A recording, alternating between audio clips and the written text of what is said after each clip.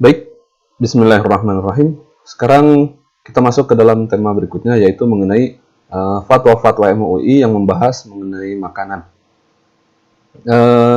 Ada yang harus diperhatikan dalam pembahasan mengenai fatwa-fatwa MUI yang terkait dengan makanan.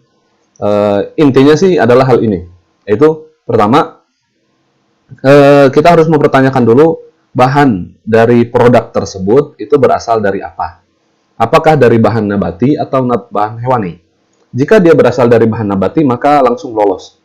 Tapi kalau dia berasal dari bahan hewani, maka masuk ke dalam pertanyaan berikutnya, yaitu apakah hewannya halal atau tidak? Hewan halal itu adalah hewan yang matinya disembelih secara syariat, sedangkan hewan yang tidak halal adalah yang termasuk juga hewan yang disembelihnya tidak sesuai dengan syariat. Terus juga seperti babi atau anjing, maka itu tidak termasuk ke dalam ini. Berarti pokoknya kalau misalkan dia adalah hewan halal atau bukan. Kalau anjing dan babi maka langsung coret. Tapi kalau misalkan bukan, maka ada kemungkinan nanti masuk ke dalam pertanyaan yang lain. Jika hewannya adalah hewan halal, maka pertanyaan berikutnya adalah dia harus disembelih atau tidak. Karena ternyata ada hewan halal yang tidak usah disembelih. Sebagaimana sabda Rasulullah SAW, uhillat lana maitatani wadamani. Dihalalkan bagi kita dua jenis mayitah dan juga dua jenis darah. Dua jenis mayitah di sini kan hewan yang matinya tidak disembelih secara syar'i, yaitu as-samaku wal jarad. Samak itu adalah ikan, maka segala hewan laut, hewan yang hidup di air masuk ke dalam ini gitu. Sehingga ikan, terus kemudian belut gitu, itu nggak perlu untuk disembelih. Kan kebayang kalau misalkan ikan teri disembelih satu-satu kan ya nggak mungkin juga. Nah kan, jadi samak, terus kemudian jarad, yang kedua adalah serangga seperti belalang. Gitu. Nah, kalau misalkan tidak harus disembelih seperti ikan, maka langsung lolos. Tapi kalau misalkan hewannya itu harus disembelih seperti ayam, terus kemudian hewan-hewan ternak, maka masuk ke dalam pertanyaan berikutnya, yaitu penyembelihannya itu benar atau tidak gitu. Kalau misalkan penyembelihannya benar, maka langsung masuk, dia bisa diajukan untuk sertifikasi halal. Tapi kalau tidak, maka ya sudah tidak akan masuk begitu. Lalu kemudian selain yang dilihat adalah bahannya, yang kedua dilihat dari prosesnya.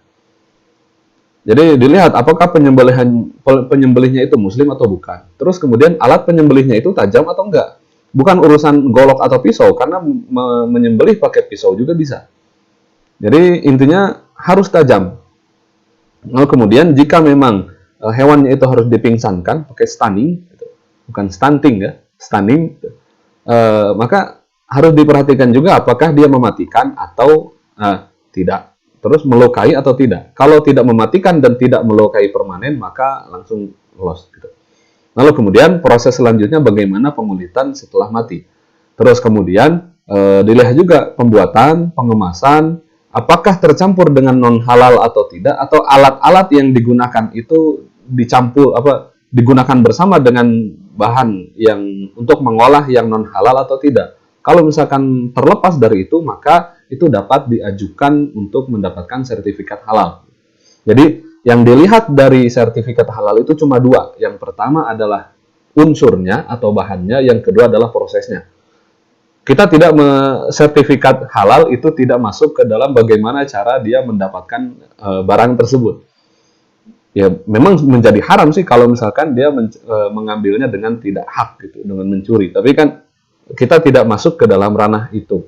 Yang menjadi fokus utama dalam sertifikasi halal ya cuma dua ini, yaitu dari bahannya, lalu kemudian prosesnya. Urusan bagaimana didapatkan atau untuk tujuan apa bahan tersebut digunakan itu tidak termasuk ke dalam pembahasan dalam sertifikasi halal. Nah, Bapak-bapak, Ibu-ibu, teman-teman sekalian, sudah cukup banyak fatwa MUI yang membahas mengenai makanan dan minuman. Di antaranya adalah ini. Seperti fatwa nomor 12 tahun 2009 tentang standar sertifikasi penyembelihan halal. Yang beberapa hal sudah disinggung tadi di awal. Terus kemudian fatwa nomor 52 tahun 2012 tentang hukum hewan ternak yang diberi pakan dari najis. Terus kemudian fatwa nomor 7 tahun 2010 tentang kopi luwak, terus kemudian fatwa nomor 47 tahun 2012 tentang penggunaan bulu, rambut, dan tanduk dari mayitah untuk bahan pangan, obat-obatan, dan kosmetika. Dan seterusnya sampai beberapa fatwa di bawah. Kita tidak akan membahas seluruh fatwa ini gitu, tapi sebagian yang akan kita bahas dan akan kita ambil poin-poin pentingnya. Untuk membaca lebih dalam mengenai fatwa-fatwa tersebut, bapak-bapak, ibu-ibu, teman-teman bisa mencari fatwa-fatwa ini melalui Google. Langsung saja tulis fatwa nomor sekian tahun sekian. Nanti akan muncul website Halal MUI, nanti tinggal download dari situ. Karena memang di dalam fatwa tersebut nanti kita akan melihat ada berbagai macam pertimbangan.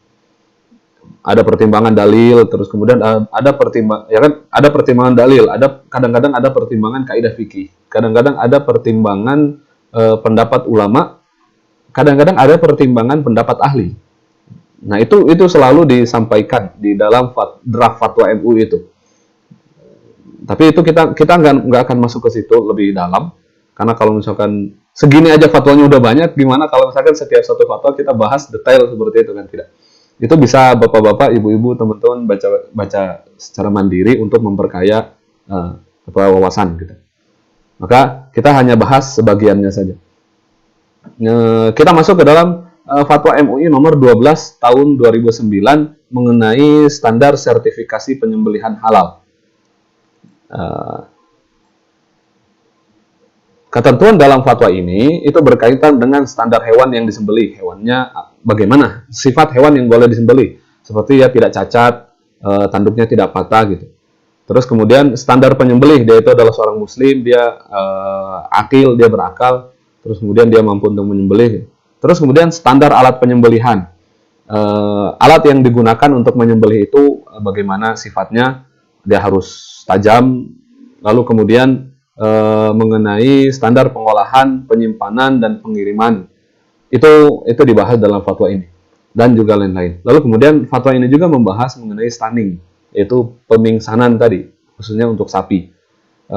Stunning boleh dilakukan dengan syarat hanya menyebabkan pingsan dan tidak menimbulkan cedera permanen. Alatnya hanya digunakan untuk hewan yang halal dan dilakukan di bawah pengawasan orang yang ahli. Ya kan, sapi, kita juga mungkin sering melihat ketika Idul Adha, banyak panitia itu ngikat sapi terus ditarik-tarik bareng-bareng gitu. Nah, untuk mencegah hal tersebut, maka digunakan stunning. Jadi sapinya dipingsankan dulu, dia nggak mati, tapi dia pingsan hingga akhirnya dia mudah untuk dibaringkan terus kemudian disembelih. Begitu. Lalu kemudian, itu tadi fatwa nomor 12 tahun 2009 mengenai standar sertifikasi penyembelihan halal. Lalu kemudian ada juga fatwa MUI nomor 52 tahun 2012, yaitu mengenai hukum hewan ternak yang diberi pakan dari barang najis. Atau dalam bahasa fikih, dalam istilah fikih, ini diistilahkan dengan jalalah. Kan mungkin di beberapa wilayah di Jawa Barat, bahkan rumah kakek saya dulu juga seperti ini. Jadi di belakang rumah itu ada kolam ikan, terus kemudian WC itu langsung masuk ke situ. Jadi nggak ada safety tank, tapi ya langsung masuk ke situ, disantap lagi sama si ikan. Nah, hukum yang semacam itu bagaimana gitu? Jika bahan baku najis dalam pakan itu tidak lebih banyak dari bahan baku suci, maka hewannya halal, baik dagingnya atau susunya. Jadi misalkan, itu kan ikan, berarti urusannya adalah daging. Begitu juga dengan kasus ketika di bawah ada ikan lele, di atasnya ada kandang ayam. Berarti si lele itu makan dari kotoran ayam itu. Nah, maka harus dilihat kalau misalkan dia nggak dikasih pakan lain selain nungguin si kotoran ayam itu turun, maka kemungkinan besar dia menjadi haram. Tapi beda lagi kalau misalkan kita juga menyiapkan pakan untuk si ikan tersebut. Atau kalau di rumah-rumah mah biasanya sisa makanan kita buang ke situ. Apapun, pokoknya makanan basah kita buang ke situ. Nah, itu kan menjadi bentuk pakan yang lain. Atau bisa juga dalam kasus seperti hewan yang pakannya itu dibuat. Jadi kalau misalkan sapi itu ada yang ngasih makan pakai ampas tahu gitu. Nah, kalau misalkan makanannya campuran dengan campuran bahan yang najis, pokoknya kira-kira si hewan ini lebih banyak makan yang najisnya atau yang enggak. Kalau misalkan dominannya adalah yang suci, maka itu halal. Sapi karena mungkin makan campurannya nanti dikasih apa, tapi kebanyakan makan rumput, ya maka tetap dia halal gitu. Lalu kemudian bahan pangan rekayasa unsur produk haram yang tidak menimbulkan dampak bau dan rasa pada hewan itu dan tidak membahayakan konsumen, maka hewannya halal. Tapi jika timbul dampak pada bau dan rasa hewan itu, lalu kemudian membahayakan konsumen, maka dihukumi dengan haram. Gitu. Lalu kemudian, namun dikecualikan dalam hal yang najis itu, jika pakan ternak yang dicampur dengan babi dan turunannya, yang ada unsur babinya, atau hewan najis lain, maka hukumnya haram dan tidak boleh diperjualbelikan. Itu fatwa MUI nomor 52 tahun 2012. Lalu kemudian ada juga fatwa MUI nomor 7 tahun 2010, yaitu tentang kopi luwak. Kopi luwak itu kan tadi di video yang sebelumnya sudah saya jelaskan. Jadi si buah kopi, lalu kemudian dimakan sama si luwaknya itu. Lalu kemudian nanti di dalam tubuhnya kulit dan daging buahnya itu akan diproses oleh si luwak ini. Lalu kemudian yang tersisanya nanti tinggal keluar biji yang terbungkus oleh kulit tanduk, yang keluar bersamaan dengan kotoran. Nah, dalam fatwa MUI nomor 7 tahun 2010 ini, biji kopi luwak yang keluar dari, biji kopi yang keluar dari tempat keluar kotorannya si luwak, itu dihukumi dengan mutanajis, bukan najis. Sehingga dia dinyatakan halal jika setelah disucikan. Nah, tapi ada syaratnya, yaitu masih utuh terbungkus kulit tanduk dan dapat tumbuh jika ditanam kembali. Bapak-bapak, ibu-ibu, teman-teman sekalian bisa melihat kepada gambar yang ada di sini. Jadi kan kulit terluar itu adalah kulit ininya, kulit kopinya. Lalu kemudian ada daging buahnya, lalu kemudian ada lendir. Nah, itulah nanti yang akan diproses oleh si luwak ini. Lalu kemudian berikutnya adalah kulit tanduk, terus kemudian ada kulit ari, barulah biji kopi. Gitu. Jadi syaratnya harus utuh terbungkus kulit tanduk tersebut, jangan sampai kulit tanduknya itu sobek. Kalau misalkan sobek, maka dia tidak dimasukkan begitu. Itu fatwa MUI nomor 7 tahun 2010 tentang kopi luwak. Ada juga fatwa MUI nomor 47 tahun 2012. Itu mengenai penggunaan bulu, rambut, dan tanduk dari mayitah untuk bahan pangan, obat-obatan, dan kosmetika. Sebenarnya kata mayitah di sini nggak ada dalam fatwanya. Dalam fatwanya, di situ judulnya itu lebih panjang dari ini, yaitu penggunaan bulu, rambut, tanduk dari hewan yang tidak disembelih secara syar'i untuk bahan pangan, obat-obatan, dan kosmetika. Ya, hewan yang tidak disembelih secara syar'i itu ya mayitah itu. Maka saya gunakan kata mayitah. Nah, di sini di dalam fatwa MUI di situ diberikan definisi mengenai hewan halal itu apa. Hewan halal adalah hewan yang boleh dimakan. Itu yang pertama. Hewan yang boleh dimakan. Lalu kemudian yang kedua telah memenuhi syarat. Jadi ada dua kriteria hewan itu bisa menjadi hewan disebut dengan hewan halal. Itu boleh dimakan dan juga memenuhi syarat. Kalau memenuhi syarat di sini maksudnya kalau misalkan memang harus disembelih, ya maka sembelihnya dengan benar. Begitu. Nah, selain itu adalah bangkai atau mayitah. Sebenarnya saya pribadi kurang setuju ketika kata mayitah dalam istilah fikih itu diterjemahkan ke dalam bahasa Indonesia menjadi bangkai. Jadi innama harrama 'alaikumul maitata wad-dama wa lahmal khinzir. Sesungguhnya Allah hanya mengharamkan kepada kalian bangkai.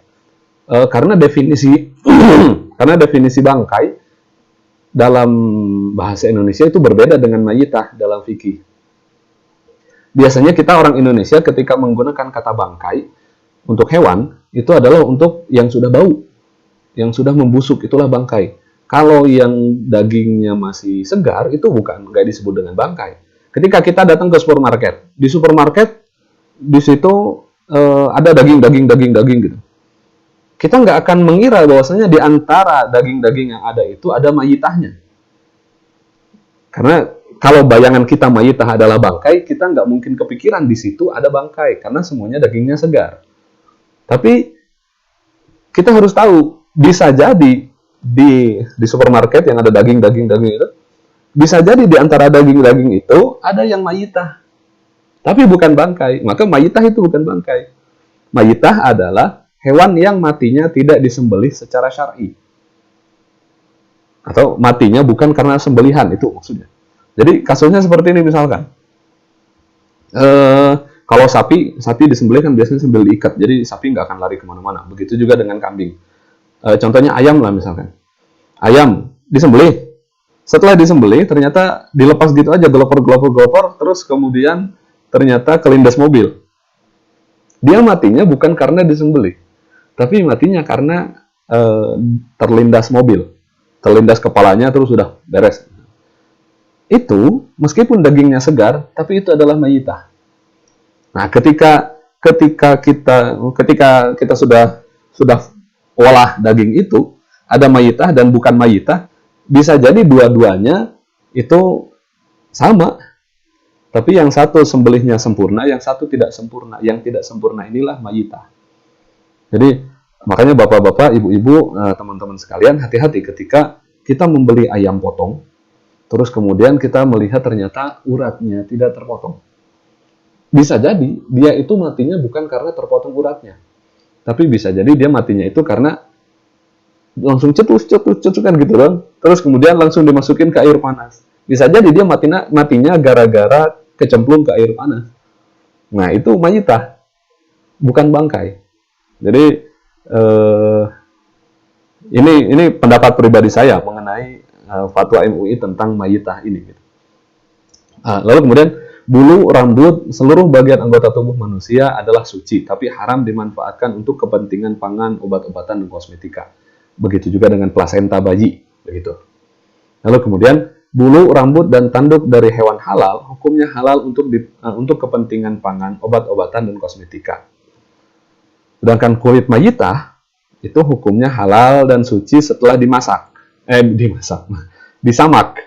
Disamak itu berarti kulitnya diproses. Caranya bagaimana? Caranya diberikan suatu bubuk apa gitu, bubuk kimia, hingga akhirnya lemak-lemak yang menempel di kulit itu terlepas. Nah, itu disamak. Jadi disikat gitu, biar lemak-lemaknya itu terlepas dari kulitnya. Begitu. Jadi itu meskipun kulit itu berasal dari mayitah, tapi hukumnya tetap halal dan suci jika dilakukan disamak. Dan boleh digunakan untuk kepentingan non-pangan, termasuk obat luar dan kosmetika. Nah, tapi kalau kulit dari hewan yang najis, maka hukumnya najis. Dan ya najis, udah jelas dia haram dimakan, seperti sabuk dari kulit babi, misalkan. Sabuk dari kulit babi, dompet dari kulit babi misalkan. Maka ya dia najis. Kalau kita pakai sholat, maka sholatnya nggak sah. Gitu. Apakah dia halal atau tidak? Kembali ke definisi halal dan suci yang saya jelaskan di video sebelumnya. Dia statusnya najis, tidak boleh digunakan, khususnya dalam sholat. Maka kalau mau misalkan itu sabuk mau disertifikasi halal, nggak akan dapat. Begitu. Tapi kalau kulit dari mayitah, maksudnya ada kudanya mati karena sakit gitu. Terus kemudian, ini lebar, ini sayang kulitnya. Maka kuda itu kulitnya bisa digunakan dengan cara itu tadi, diproses. Begitu juga dengan sapi. Ini sapinya matinya karena penyakit. Terus akhirnya tapi kulitnya lebar gitu. Akhirnya ya boleh kulitnya diambil. Meskipun matinya bukan karena disembelih. Lalu kemudian bulu, rambut, dan tanduk dari hewan halal dan mayitah itu boleh digunakan untuk kepentingan non-pangan, termasuk obat luar dan kosmetika. Tapi haram dikonsumsi, termasuk untuk bahan pangan. Begitu.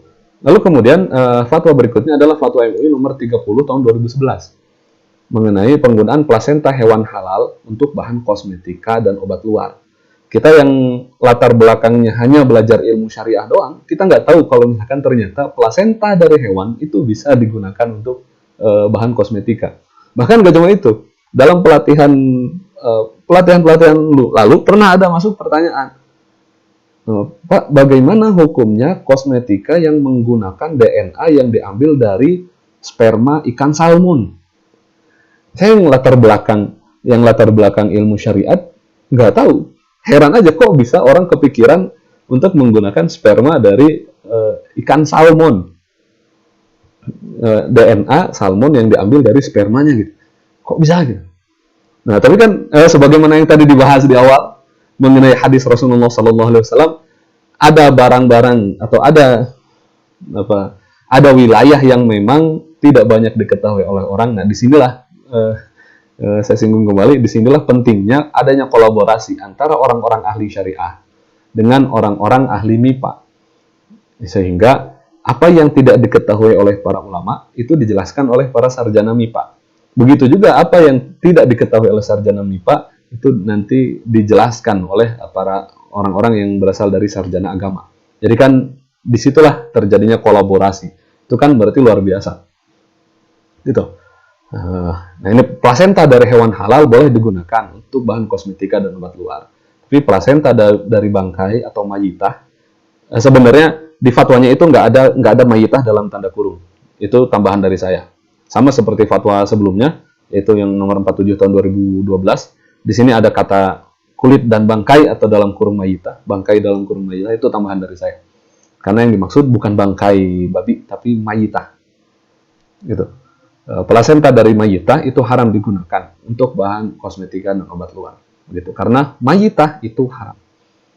Lalu kemudian ada fatwa MUI nomor 2 tahun 2012 tentang sarang burung walet.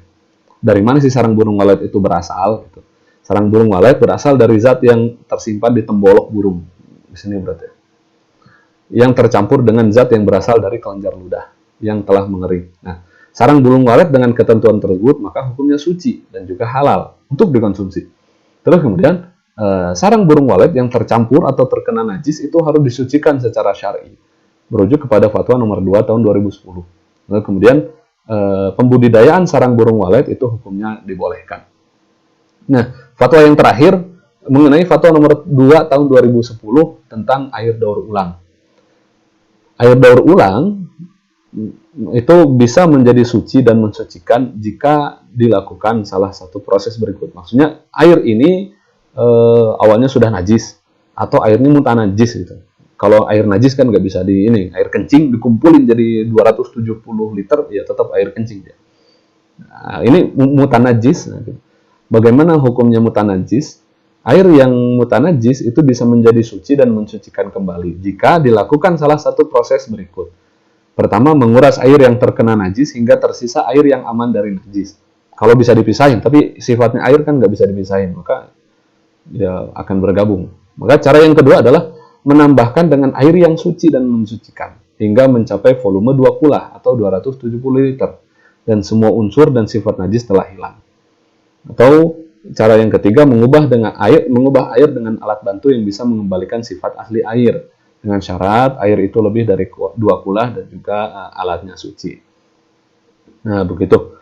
Mungkin ini bapak-bapak, ibu-ibu, teman-teman yang terhormat yang bisa kita bahas dari ketentuan syariat Islam terkait jaminan produk halal. Video ini bisa diputar berulang-ulang. Jika ada pertanyaan, nanti bisa disampaikan dalam sesi-sesi diskusi berikutnya. Terima kasih. Ini yang bisa kami sampaikan. Mohon maaf jika banyak kesalahan dalam penyampaian. Assalamualaikum warahmatullahi wabarakatuh.